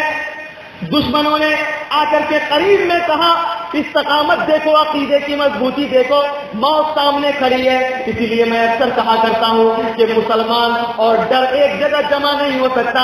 آج مسلمانوں کو ڈرنے کی وجہ ہے کہ آج ہندوستان کی سرزمین پر 2 کوڑی کے لوگ بھی اس کے خلاف بولنے لگتے ہیں جس کی شادی تک نہیں ہوئی, جس کو رہنے کے لیے گھر نہیں. اگر وہ پولیٹکس میں اگر ترقی چاہتا ہے تو وہ مسلمانوں کے خلاف ہی بول رہا ہے. کوئی کہتا ہے کہ ہندوستان سے باہر جاؤ, کوئی کہتا ہے پاکستان سے باہر جاؤ, کوئی کہتا ہے کہ یہاں سے نکلو, روئے زمین پہ رہنے کا حق حاصل نہیں ہے. میں کہتا ہوں الحمدللہ آج بھی اس روئے زمین کے اندر, آج بھی بھارت کے اندر کسی ماں کے لال کے اندر وہ طاقت نہیں ہے, وہ دم نہیں ہے جو مسلمانوں کی آنکھوں میں آ کے ڈال کر کے بات کر سکے. خاص طور سے ان مسلمانوں کی آنکھوں میں جن کے قلوب کے اندر اسلامی حرارت ہے, جنہیں اللہ کی ذات پر یقین ہے, جنہیں اللہ تبارک و تعالیٰ کی ذات پر یقین ہے, جن کے اندر محبت رسول کا جذبہ ہے, جو اسلامی تعلیمات سے جن کا سینہ منور ہے. ارے ہم تو اس قوم کے ماننے والے ہیں, ہم تو اس تعلیمات کے سے روشناس ہونے والے ہیں. ہم نے تو اس تاریخ کو پڑھا ہے. سنو اور سنتے جاؤ. ہمارا تعلق اس قبیلے سے ہے. خبیب بن عدی رضی اللہ تعالیٰ عنہ مشہور صحابی رسول ہے. حضرت خبیب بن عدی کے قریب ایک آدمی آتا ہے, کہتا ہے کہ آپ تم جس جگہ پر کھڑے ہو کر اپنی زبان سے کہہ دو کہ تمہارا رسول, جس کو تم پروفیٹ کہتے ہو, جس کو تم پیغمبر کہتے ہو, رسول کہتے ہو, جس کو یہ کہتے ہو کہ وہ اللہ تبارک و تعالیٰ کی طرف سے لائی ہوئی باتیں تمہیں بتاتا ہے, حق بتاتا ہے, اب یہ اگر تمہارے پاس ہوتا تو تمہیں کیسا لگتا. حضرت خبیب بن عدی جو کھڑے تھے, سینہ تان کے کھڑے تھے, آسمان اور زمین کا سارا منظر اس مرد مجاہد کی طاقت اور اس کے جاہ و جلال سے لرزہ برندام ہے.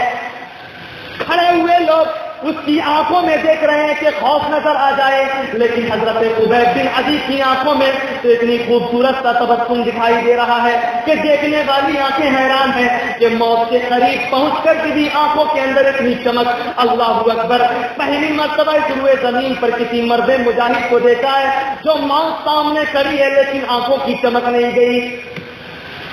خبیب بن عدی سے کوئی دشمن آ کے کہتا ہے کہ تم یہ بتاؤ کہ ابھی تم موت کے سامنے کھڑے ہو. مسلمانوں, اسی واقعے کو اگر لے کر کے جاؤ تو دنیا کی کوئی طاقت تمہارا بال بیٹا نہیں کر سکتی. یہی سب تو اسپرٹ ہے. ایک آدمی ایک موقع پر جب تقریر کر کے میں نے اسی قسم کی گفتگو کرتے ہوئے میں ہٹا تو وہ آدمی پرچی لکھ کر کے دیتا ہے, کہتا ہے کہ 2 دن کے اندر تمہیں کسی نہ کسی علاقے سے اٹھا لوں گا. میں دوسری پرچی پہ لکھ کر کے دیتا ہوں کہ میرے دوست تمہیں معلوم نہیں ہے کہ جب ایک اسٹیج پہ بولنے والا آدمی اپنی زبان سے کوئی لفظ بولتا ہے تو سب سے پہلے اپنے دل سے خوف کو نکال کر کے باہر پھینک دیتا ہے, اس کے بعد بولتا ہے. اگر تمہیں مارنے ہی کا شوق ہے تو شوق سے مارو. ہر مسلمان کا یہ شوق ہوتا ہے, یہ خواہش ہوتی ہے کہ مجھے شہادت کی موت نصیب ہو. صحابہ کرام رضوان اللہ تعالیٰ علیہ مجمعین کو ہمیشہ دعا کیا کرتے تھے کہ اللہ مجھے شہادت نصیب فرمانا. ہم تو ایسی تاریخ کے پڑے ہوئے لوگ ہیں جو موت سے کبھی نہیں ڈرا کرتے. حضرت خبیب بن عدی رضی اللہ تعالیٰ عنہ کو آ کر کے بولتا ہے آدمی دیکھ رہا ہے کہ ایسا مرد مجاہد ہے, موت سامنے کھڑی ہے, لیکن خبیب بن عدی کی آنکھوں میں ذرہ برابر خوف کے آثار دکھائی نہیں دے رہے. مسلمانوں, بھارت میں کہیں بھی جانا, ہندوستان کی سرزمین میں کہیں بھی جانا, فرقہ پرستہ قطع اگر تمہارے بیچ اگر آ جاتی ہے, تمہیں آنکھیں دکھانے کی کوشش کرتی ہیں, تمہیں تمہارے اندر ہیبت پیدا کرنے کی کوشش کرتی ہیں. تم اپنی آنکھوں کے اندر وہ جرت پیدا کرو کہ تمہارے آنکھوں کی نالی کو دیکھ کر کے اس کے اندر, اس کے پورے وجود کے اندر لرزہ طاری ہو جائے. لیکن وہ آنکھوں کے اندر روک کب پیدا ہوگا جب تم اصحاب رسول جیسی صفات سے متصف کرو گے اپنی ذات کو. خبیب بن عدی کی آنکھوں میں خوف نہیں ہے. آدمی آتا ہے کہتا ہے خبیب بن عدی بتاؤ تو ذرا آج جس جگہ تم کھڑے ہو اگر تمہارا رسول کھڑا ہوتا تمہیں کیسے لگتا؟ ہائے ابھی تک موت سامنے کھڑی تھی, اذیتیں دی جا رہی تھی, برچھیوں سے استقبال کیا جا رہا تھا, زخم سے پورا بدن لہولا, ان کا پورا وجود مجروح ہے, لیکن اس کے باوجود بھی اللہ کے رسول کا وہ سچا سپاہی اب تک تڑپا نہیں ہے, آنکھوں میں آنسو نہیں آئے ہیں.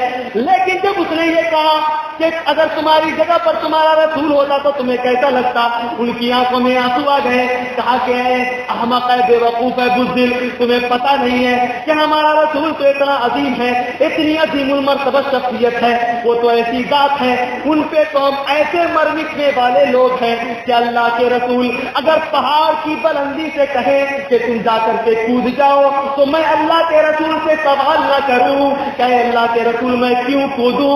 ارے میں تو یہ چاہتا ہوں کہ میں اللہ کے رسول کی بات آ گئی ہے تو سنو, میں تو یہ چاہتا ہوں کہ میں اللہ کی بارگاہ میں قربان کر دیا جاؤں اور میرے رسول جناب محمد الرسول اللہ صلی اللہ علیہ وسلم کے پیروں میں ایک کانٹا بھی نہ چبھے, ایک کانٹا بھی نہ چبھے.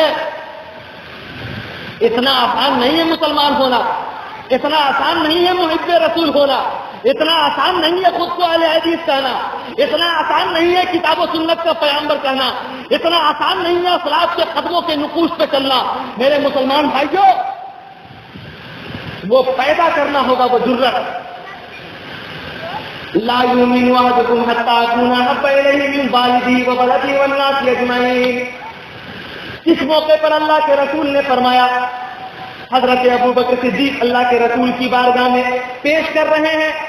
حضرت عمر آئے, پوچھا اللہ کے رسول نے, اے حضرت عمر اسلام کو تو سامان کی ضرورت تھی, مال کی ضرورت تھی, اے حضرت عمر کیا لائے ہو؟ حضرت عمر نے کہا کہ اللہ کے رسول گھر میں تو زیادہ چیزیں نہیں چھوڑ کے آیا ہوں, آدھا سامان چھوڑ دیا ہے, آدھا آپ کی بارگاہ میں لا کر کے رکھ دیا ہے. حضرت عمر نے پوچھا, حضرت عمر سے پوچھا, حضرت عمر کا جواب ملا, آدھا سامان لا کر کے نبی کے کونین کی بارگاہ میں رکھ دیا ہوں. حضرت ابو بکر پہ نظر پڑی, حضرت ابو بکر پہ نظر پڑی. حضرت عمر کا بیان ہے, راستے میں تھا, پیچھے تھا, دیکھا کہ ایک شخص اپنے سامان, اپنے سر پہ اتنا سامان لاتے ہوا ہے کہ اس کا وزن, محدثین نے لکھا ہے, اس روایت کو بھی نقل کیا کہ حضرت عمر کا بیان ہے کہ میں دیکھ رہا ہوں کہ ایک آدمی دور سے جا رہا ہے, اس کے سر پہ اتنا وزن اور اتنا وزنی سامان ہے کہ اس کے وزن, اس کی وزن کی شدت سے اس کے پیر جب زمین پر پڑ رہے ہیں تو لڑکھڑا رہے ہیں, پیر زمین پر لڑکھڑا رہا.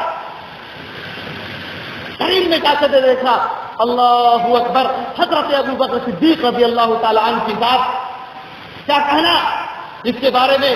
ایک موقع پر اللہ کے رسول نے فرمایا, ابو بکر صدیق کی نیکیاں صرف ایک رات کی نیکیاں جو گھر میں حضرت ابو بکر صدیق نے گزارا, وہ حضرت عمر کی پوری زندگی کی نیکیوں کو گزاری. وہ حضرت عمر, وہ حضرت ابو بکر صدیق جن کے فضائل پر مستقل خطاب کیا جا سکتا ہے. حضرت ابو بکر صدیق سے اللہ کے رسول نے پوچھا کہ حضرت ابو بکر صدیق کیا لائے ہو؟ کان کھول کر کے سنو, استقامت کی راہ پہ چلنا, اللہ کی راہ پہ چلنا اتنا آسان نہیں ہے.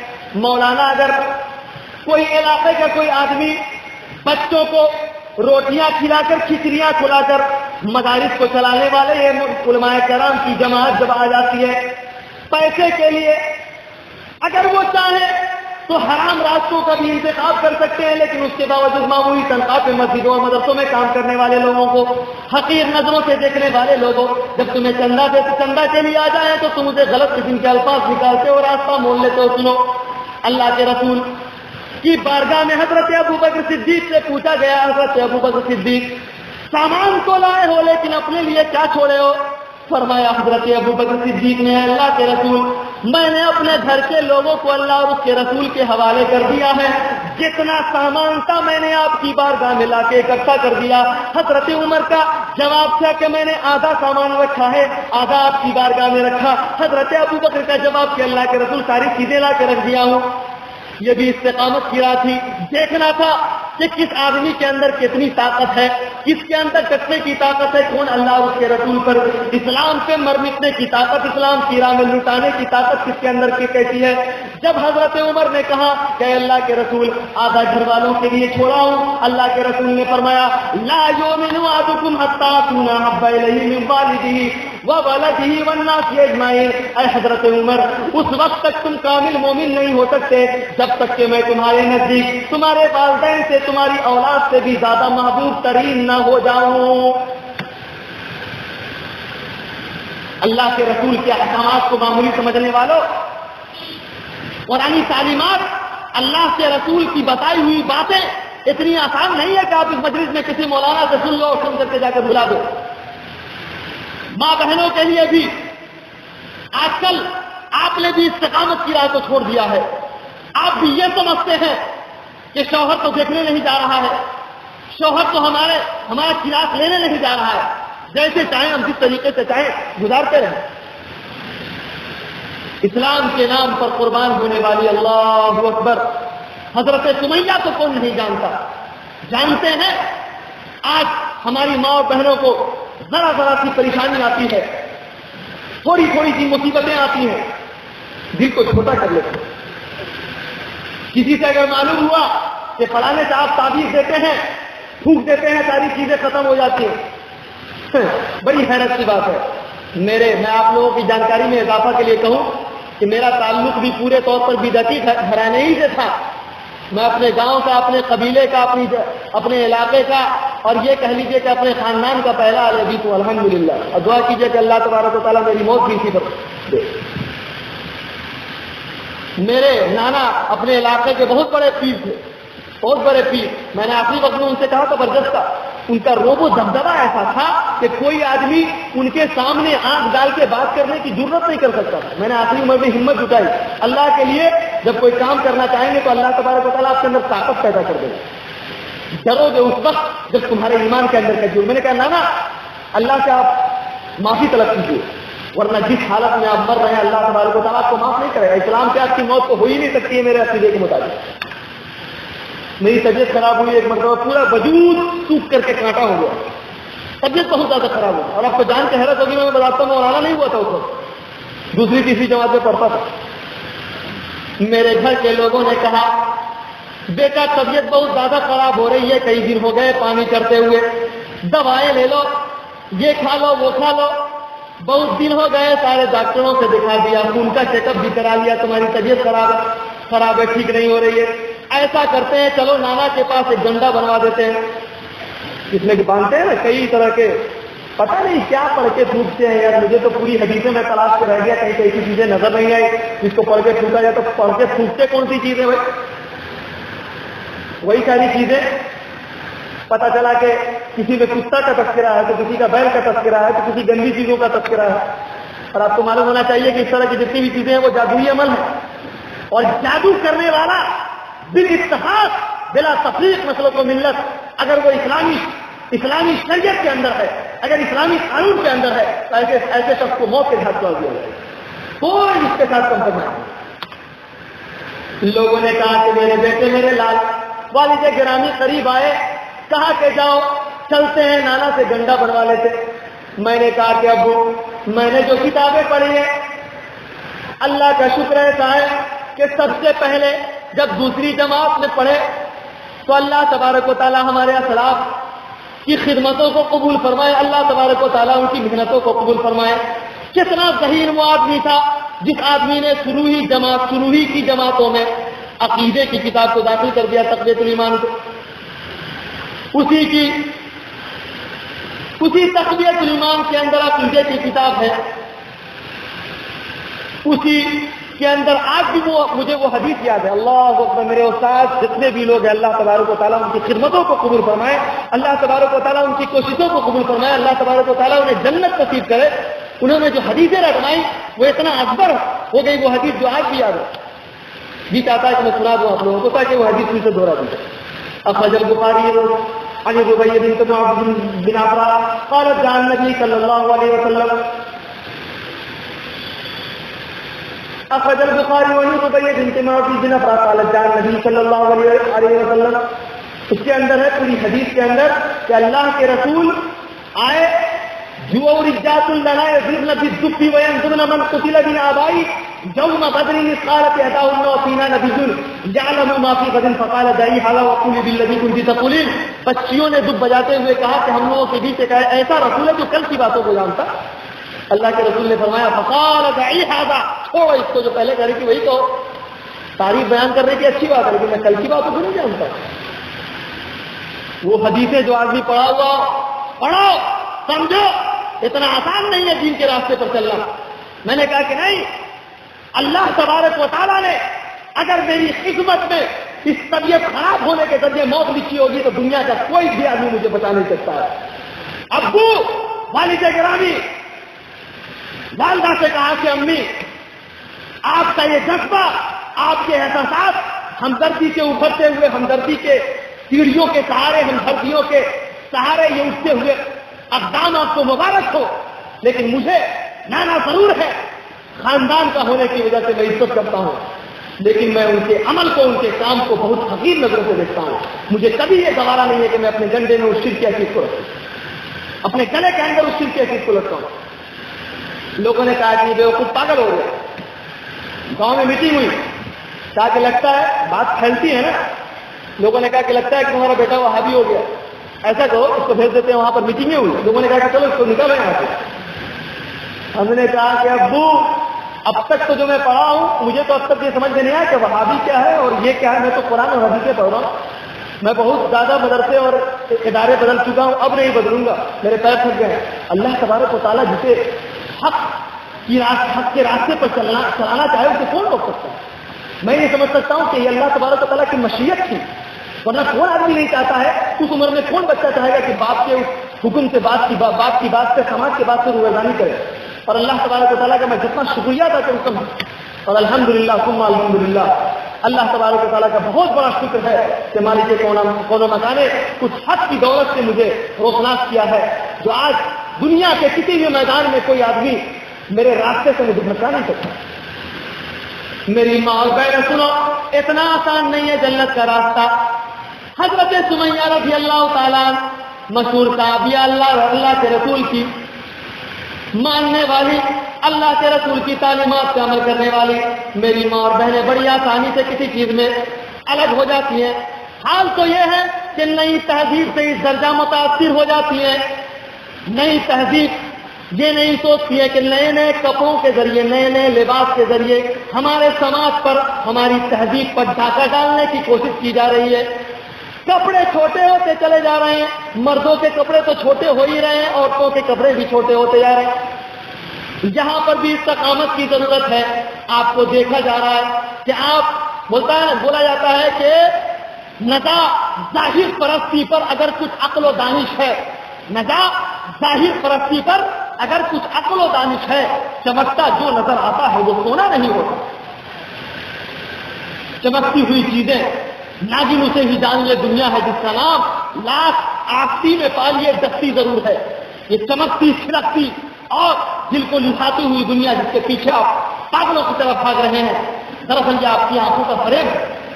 آپ دوسرے کے لباس کو, مارکیٹ میں آنے والے لباس کو دیکھ کر کے آپ یہ بھول جاتے ہیں کہ مسلم لڑکی اور مسلم ماں اور بہنوں کا لباس کیا ہونا چاہیے. وہاں پہ بھی استقامت کی ضرورت ہے. آپ دیکھیے شوہر کے سامنے اگر ہیں عورتیں, شوہر کے بیچ میں ہیں تو منہ لٹکائے ہوئے بیٹھی ہوئی رہیں, لیکن اگر باہر جانا ہے, شادی کی پارٹی میں جانا ہے, تو پتہ چلا کہ محترمہ جو 25 سال پہلے شادی ہوئی تھی پورے طور پر اپنے شادی کا لباس نکالا اور خوبصورت قسم کے میک اپ کے سامان نکالے, اپنی زلفیں سنواری اور اپنے ابرو کو بنایا اور جگہ جگہ غلط قسم کی حرام چیزوں کا مس کیا، اور اس کے بعد صورتحال یہ ہے کہ اپنی زلفیں بکھیر کر دوپٹہ اور نقاب کو کون دیکھنے جاتا ہے؟ یہاں تک کہہ دیتے ہیں لوگ کہ یہ پرانے زمانے کی چیز ہے، کیا ہے بوڑھوں کی طرح لباس پہنے، بوڑھیوں کی طرح لباس پہنے کے رکھتے ہیں، یہ بوڑھیوں کی طرح لباس ہے۔ اللہ کے یہاں جاؤ گے تو سمجھ میں آئے گا کہ کون بڑھیا کا لباس ہے اور کون عزت دار لوگوں کا لباس ہے۔ چلی جا رہی ہے، پتا چلا کہ 18 سال کی جو ان کی بیٹی ہے، لوگ فرق نہیں کر پا رہے ہیں کہ اس میں ماں کون ہے اور اس میں بیٹی کون ہے۔ یہ حال ہے، بیٹی ہے اور صورتحال یہ ہے۔ مجھے کہہ لینے دیجیے، اگر کہتا ہوں وہی بات، سمجھتا ہوں جسے حق، میں زہر حلال کو کبھی کہہ نہ سکا ہوں۔ تم برا مانو گے، اپنے گھر پہ رہو گے، لیکن ہماری زبانیں جب تک چل رہی ہیں، ہماری زبانوں کو تم حق بولنے سے، سچ بولنے سے تم روک نہیں سکتے، اس لیے کہ ہم نے آج تک صرف حق بولنا سیکھا۔ کہہ لینے دیجیے کہ وہ بچیاں، وہ نوجوان لڑکیاں جنہیں آپ یہ بھول جاتے ہو تو انہیں کیسے رہنا چاہیے، کس طریقے سے رہنا چاہیے، ان کے کپڑے، ان کے لباس۔ ارے اگر مارکیٹ کے اندر اگر ایسا لباس آتا ہے، اگر ایسی چیزیں بکتی ہیں، تو قسم خدا کی شریعت اسلامیہ کا مطالعہ بتاتا ہے کہ اگر آپ مستقل اس کو گہری نظر سے دیکھتے ہیں تو ان گہری نظروں کا بھی اللہ تبارک و تعالیٰ اللہ کی بارگاہ میں، حشر کے میدان میں اللہ تبارک و تعالیٰ اس کا حساب لے گا۔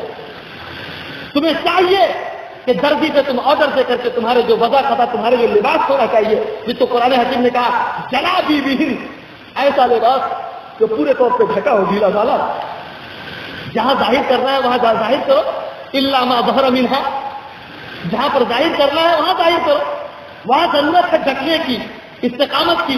میں مانتا ہوں کہ تمہاری بچیاں کہیں گے کہ ماں مجھے یہ کپڑا بہت اچھا لگ رہا ہے، تمہاری بچیاں ضرور ناراض ہوں گی، تمہاری بچیاں ضرور تم سے خائف ہوں گی، تمہاری بچیاں ضرور تم سے بولنا بند کریں گی، تمہاری بچیاں ضرور کھانا بند کریں گی۔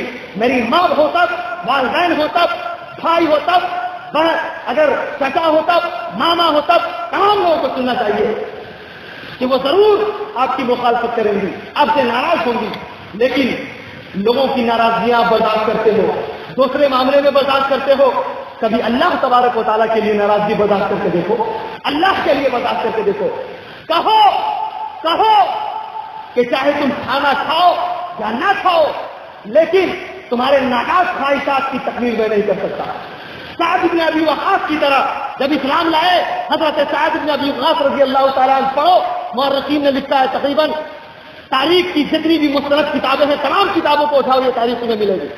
کہاں گھوم رہے ہو؟ یہ غلط قسم کے لٹریچر پڑھنے والے نوجوانوں، بیٹھ کر کے غلط قسم کی سیریل دیکھنے والے لوگوں، کیا سمجھو گے اسلامی تعلیمات کیا ہے، اسلام کیا ہے، سبق کیا ہے، یہ تمہیں کیسے پتہ چلے گا؟ سعد بن ابی وقاص رضی اللہ تعالیٰ عنہ جب اسلام لائے، ماں نے کہا کہ تو نے اسلام قبول کر لیا ہے، جس دھرم کو میں غلط کہتی ہوں، جب تک تو اس دھرم سے منحرف نہ ہو جائے گا، جب تک تو اس دھرم سے منحرف نہ ہو جائے گا، الگ نہ ہو جائے گا، میں کھانا نہ کھاؤں گی۔ بڑا صبر آزما مرحلہ ہوتا ہے، جس ماں نے شکم کے اندر رکھا ہے، جس ماں نے پوتا ہے، پالا ہے، جس ماں نے دودھ کی شکل میں خون دیا ہے، اس ماں کے بھوکے رہنے کی شدت کو برداشت کرنا ایک بیٹے کے لیے اتنا آسان نہیں ہے۔ اس سماج کے اندر تھے، جس معاشرے کے اندر پلا ہوا آدمی اتنی آسانی سے مضبوط ہو ضروری نہیں۔ سعد بن ابی وقاص، یہ بات میں اس لیے بیان کر رہا ہوں کہ اپنی غیرت کو اندر رکھنے والے لوگوں، اپنی غیرت کو دبا کر کے رکھنے والے لوگوں، مادیت کے حصول میں پاگل بننے والے لوگوں، شریعت کے بھرم کو توڑنے والے لوگوں، شریعت اسلامیہ کے حدود کو ختم کرنے والے لوگوں، سنو حضرت سعد بن ابی وقاص رضی اللہ تعالیٰ عنہ، والدہ کہتی ہے کہ سعد بن ابی وقاص، جب تک کہ تم اسلام دھرم کو چھوڑ نہیں دیتا میں کھانا نہیں کھاؤں گی۔ ہائے، جاتے ہیں قریب میں، کہتی ہے ماں، کہتے ہیں ماں کھانا کھا لو، تیرا کھانا کھانا، تیرا کھانا نہ کھانا مجھے اچھا نہیں لگتا ہے۔ ماں اگر تو کھانا نہ کھائے گی، دوسری باتیں کہتے ہیں کہ میری ماں ذرا بتاؤ کہ مجھے کھانا کیسے میری حلق سے نیچے اترے گا، کھانا کھاؤ، بار بار ماں کو کہتے ہیں، لیکن ماں ماننے کو تیار نہیں۔ 3 مرتبہ مسلسل آئے، پھر بھی ماں ماننے کے لیے تیار نہیں۔ لاسٹ میں حضرت سعد بن ابی وقاص نے اپنا فیصلہ سنا دیا بھٹک جانے والے لوگوں، اپنے بچوں کی ناجائز خواہشات کی تکمیل کرنے والے لوگوں، ماں کی بات ہے، آسان نہیں تھا حضرت سعد بن ابی وقاص کے لیے گھٹنا۔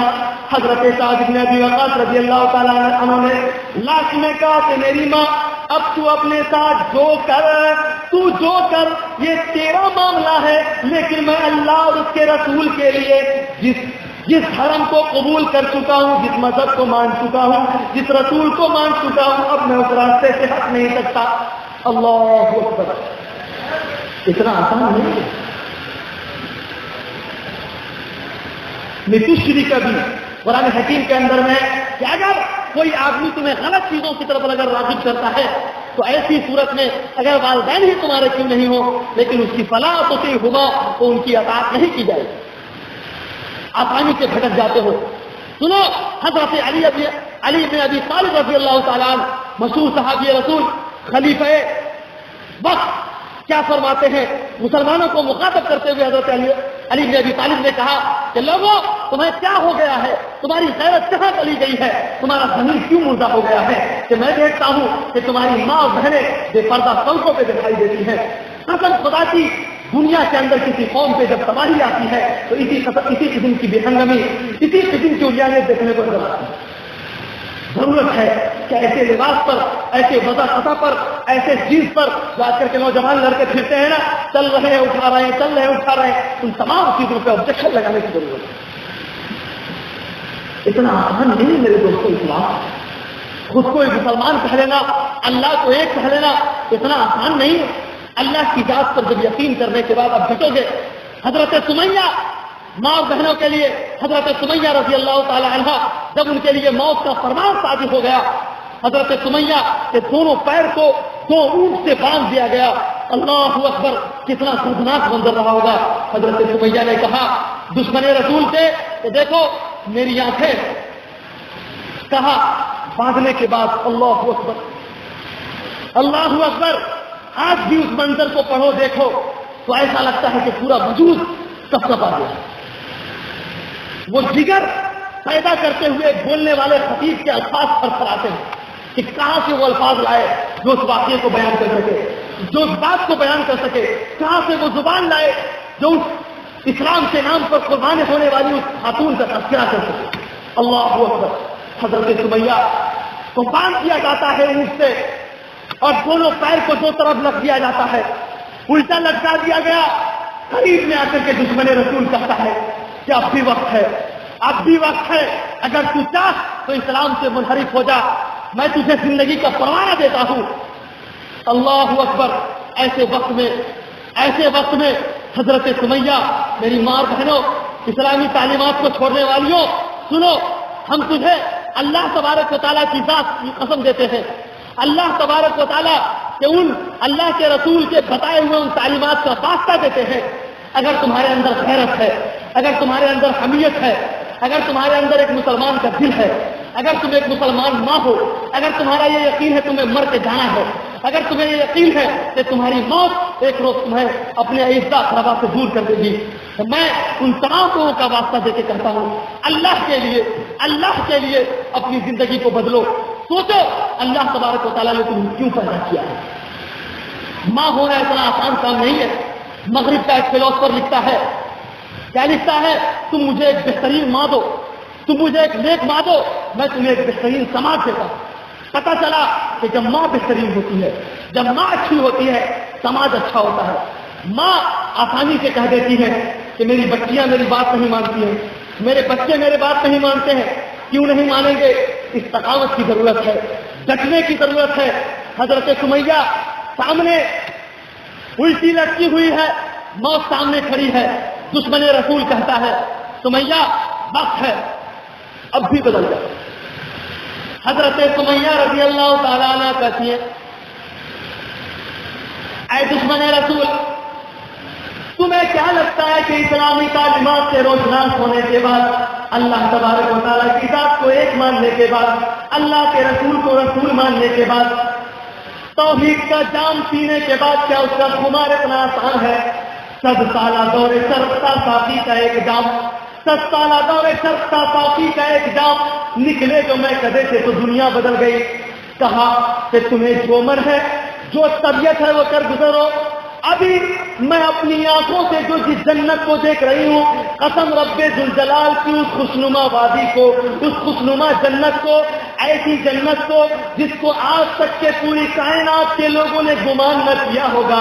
اے دشمن رسول سنو، اے دشمن اسلام سنو، اس وقت میں اپنی آنکھوں سے جس جنت کو دیکھ رہی ہوں، اس مصیبت میں تم نے جو مجھے ڈالا ہوا ہے اور تم یہ سمجھتے ہو کہ اذیت دے کر کے تم مجھے اسلام سے منحرف کر دو گے، تو سنو، اس وقت جو میں اپنی آنکھوں سے جس جنت کو دیکھ رہی ہوں، قسم رب ذوالجلال کی، تم اس جنت کو اپنی آنکھوں سے دیکھ لیتے تو تم میرے اوپر یہ ظلم نہ کرتے، بلکہ اسلام قبول کرنے پہ تم مجبور ہو جاتے۔ جب آپ دین کے لیے، اسلام کے لیے، قرآن کے لیے جب درد پیدا کیجیے گا، جب لوگوں کو بولیے گا، بتائیے گا، جمیے گا، تو اللہ تبارک و تعالیٰ آپ کو دنیا میں بھی عزت دے گا، آخرت میں بھی عزت دے گا۔ آپ کے اندر وہ طاقت پیدا ہوگی جس طاقت کا اندازہ دنیا کی کوئی بھی مشین نہیں لگا سکتی، دنیا کی کوئی بھی مشین نہیں لگا سکتی۔ باڈی کے چیک اپ کے لیے، باڈی کے چیک اپ کے لیے، آنکھ کے چیک اپ کے لیے، بدن کے چیک اپ کے لیے مشینیں ایجاد ہیں، لیکن روح کے اطمینان کے لیے اللہ تبارک و تعالیٰ نے قرآن حکیم کے اندر کہا، الا بذکر اللہ تطمئن القلوب، اگر روح کی تسکین چاہتے ہو، روح کو آرام چاہتے ہو، تو تمہیں اللہ تبارک و تعالیٰ کو فکر سے نصیب ہوگا۔ اور اللہ سے جب جڑیں گے، اللہ کو جب ایک مانیں گے تو سجدے میں سر رکھتے وقت جب اللہ کو ایک مانیں گے، چلتے ہوئے، اپنے بچوں کی ناراضگی جھیلتے ہوئے، گھر والوں کی طعنہ تشنیع سنتے ہوئے، لوگوں کے غلط قسم کے الفاظ سنتے ہوئے، آپ کو ایک الگ قسم کی تسکین کا احساس ہوگا، الگ قسم کے سکون کا احساس ہوگا۔ آخری بات تاریخ کے حوالے سے بیان کر کے میں اپنی بات ختم کروں گا۔ عبداللہ بن حذیفہ السہمی رضی اللہ تعالیٰ عنہ، بڑا عبرت آموز واقعہ ہے۔ شہنشاہ روم کی بارگاہ میں حاضر ہوتے، پکڑ کے لائے جاتے۔ شہنشاہ روم کہتا ہے کہ سنو، اے اسلام کے ماننے والے، اے قرآن کے ماننے والے، بتاؤ کہ اس روئے زمین کا مالک کون ہے؟ روئے زمین کا مالک کون ہے؟ حضرت عبداللہ بن حذیفہ السہمی نے کہا، وہی ایک ذات ہے جو زندے کو مارتا ہے اور اور مری ہوئی چیزوں کو زندہ کرنے کی طاقت رکھتا ہے، وہی موت اور زندگی کا مالک ہے۔ وہ ذات ہے کہ الذی خلق الموت والحیات لیبلوکم ایکم احسن عملا، میں نے موت اور زندگی کو اسی لیے پیدا کیا کہ تاکہ تمہیں آزماؤں کہ تم میں عمل کے اعتبار سے کون بہتر ہے۔ کہا کہ موت اور زندگی کا مالک جو کائنات کا رب ہے اسی کو میں مانتا ہوں۔ بادشاہ نے کہا کہ موت اور زندگی کا مالک تو میں ہوں۔ دو قیدی کو بلایا، بلانے کے بعد ایک کڑاہی کے اندر تیل ڈال دیا گیا اور اس کو کھولایا گیا، نیچے سے آگ سلگا دی گئی۔ عبداللہ بن حذیفہ السہمی سامنے کھڑے، دو آدمی کو قیدی کو لانے کے بعد اس نے کھولتے ہوئے کڑاہی کے اندر ڈال دیا، پورا وجود اس کا چرمرا گیا۔ اللہ اکبر! کائنات کی تاریخ میں کوئی اتنا اذیتناک اور ہیبتناک واقعہ شاید رونما ہو۔ انسانی وجود کو کھولتے ہوئے تیل کے اندر ڈالا جا رہا ہے۔ عبداللہ بن حذیفہ السہمی کھڑے، قریب میں لانے کے بعد ایک آدمی کو اس نے کڑاہی میں ڈال دیا، دوسرے کو چھوڑ دیا۔ وہ آدمی جب مر گیا، بادشاہ نے کہا کہ یہ دیکھو، میں نے ایک آدمی کی جان بخشی اور ایک آدمی کو موت کے گھاٹ اتار دیا، اس کو چاہا تو میں نے چھوڑ دیا اور اس کو چاہا تو موت دے دی، اب بتاؤ کہ تم موت اور زندگی کا مالک کون ہے؟ حضرت عبداللہ بن حذیفہ السہمی، استقامت کا معاملہ تھا، ڈٹنا کا معاملہ تھا، اتنا آسان نہیں تھا۔ حضرت عبداللہ بن حذیفہ السہمی نے کہا کہ اتنا آسان نہیں ہے آپ کی راستے سے بھٹکانا، تم اتنا آسان سمجھتے ہو، تم موت اور زندگی کے مالک نہیں ہو سکتے۔ اگر تم موت اور زندگی کے مالک ہو تو اس مرے ہوئے آدمی کے اندر روح دے کر کے پیدا کر کے دکھاؤ تو میں سمجھوں کہ تم مرے ہوئے آدمی کو زندہ کرنے کی صلاحیت رکھتے ہو۔ بادشاہ درباری کے سامنے انسلٹ ہو رہا، اپنی بے عزتی ہو رہی ہے، برداشت نہ ہوا، بولا کہ پکڑ کے لا اس کو قریب لا۔ حضرت عبداللہ بن حذیفہ السہمی قریب لائے گئے، سامنے کھولتا ہوا تیل ہے، حکم دیا گیا کہ اس کو ڈال دو۔ عبداللہ بن حذیفہ السہمی قریب لائے گئے کھولتے ہوئے اس تیل کے اندر. اللہ اکبر. قریب جب لائے گئے آنکھوں سے آنسو جاری ہو گئے اور بادشاہ نے دیکھا کہ آنکھوں سے آنسو جاری ہو گئے تو سمجھا کہ موت کے خوف سے آدمی ڈر گیا ہے. اس نے کہا کہ ایسا لگتا ہے کہ تم موت کے خوف سے ڈر گئے ہو, ابھی بھی اگر جان چاہتے ہو, ابھی بھی تم امان چاہتے ہو تو میری حکومت میں آ جاؤ, اس دین سے منحرف ہو جاؤ. حضرت عبداللہ بن حذافہ السہمی نے کہا کیا ایسی بات نہیں ہے؟ تب بادشاہ نے کہا کہ پھر تیری آنکھوں میں یہ آنسو کیسے, کیوں رو رہے ہو؟ اتنا دیر سے تو نہیں رو رہے تھے, اتنے قریب آ کر کے کیوں رو رہے؟ حضرت عبداللہ بن حذافہ السہمی فرمانے لگے کہ میں اس غم میں رو رہا ہوں. مسلمانوں کلیجے پہ ہاتھ رکھ کے اس بات کو سوچنا. عبداللہ بن حذافہ السہمی نے کہا کہ میں اس غم میں رو رہا ہوں کہ اللہ تبارک و تعالیٰ نے مجھے ایک ہی جان کیوں دیا ہے. اگر اللہ تبارک و تعالیٰ نے مجھے سینکڑوں جانیں دی ہوتی تو میں اس غم میں رو رہا ہوں, اس ارمان میں رو رہا ہوں کہ اللہ نے مجھے سینکڑوں جانیں کیوں نہیں دی, تاکہ میں ایک ایک کر کے اللہ کی بارگاہ میں اپنی تمام جانوں کو قربان کر دیتا. مقتل کی فضاؤں میں جینا میری فطرت ہے, مقتل کی فضاؤں میں جینا میری فطرت ہے. مجھے تو دیکھنا ہے ظالم کے تو قاتل کہاں تک ہے. عبداللہ بن حذافہ السہمی رضی اللہ تعالیٰ عنہ کا یہ واقعہ بڑا طویل ہے, میں نے قطار کے ساتھ بیان کیا. کہنے کا مطلب یہ ہے میرے دوستو, زندگی میں ضرورت اس بات کی ہے کہ آپ استقامت پیدا کیجئے, ڈٹیے, جمیے, اپنے بچوں پہ توجہ دیجئے, سماج پہ توجہ دیجئے, معاشرے پہ توجہ دیجئے, تب جا کے سماج کے اندر, معاشرے کے اندر, قوم کے اندر, ملت کے اندر سدھار پیدا ہو سکتا ہے, تبدیلی پیدا ہو سکتی ہے, انقلاب پیدا ہو سکتا ہے, آپ کے حقوق مل سکتے ہیں. تب آپ کو دنیا کے کسی بھی خطے کے اندر, بھارت کے اندر, کسی بھی اسٹیٹ کے اندر کوئی آدمی آپ کو آپ نہیں دکھائے گا. اللہ سے دعا کرتے ہیں الہ العالمین ہم تمام لوگوں کو سننے اور سمجھنے سے زیادہ اس پہ عمل کرنے کی توفیق عطا فرما. باری الہ جتنی باتیں ہم نے کہی ہیں الہ العالمین اس پہ ہمیں سب سے زیادہ خود اور اس کے بعد آپ تمام لوگوں کو اس پہ عمل کرنے کی توفیق عطا فرما.